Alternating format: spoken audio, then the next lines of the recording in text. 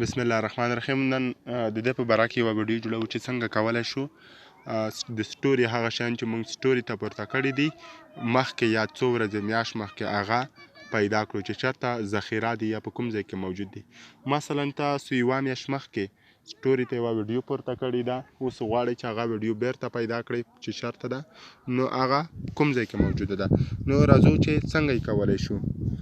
دلته به تاسو خپل فیسبوک خلاص کړئ، په کوم آی ډي کې مو چې سټوري ته شیان پورته کړي ویډیوګانې، نو په خپله پورته اکاونټ عکس باندې به کلیک وکړئ. لکه دلته کله چې په هغه باندې کلیک وکړئ، دلته به داسې یوه صفحه درته راخلاصه شي. دلته به اټ سټوري څنګ کې 3 ټکي نښانونه چې دي 3 هغه باندې به کلیک وکړئ. کله چې په دې باندې کلیک وکړئ، دلته به تاسو راشئ دویم اپشن ته ارچیو، په ارچیو باندې به کلیک وکړئ.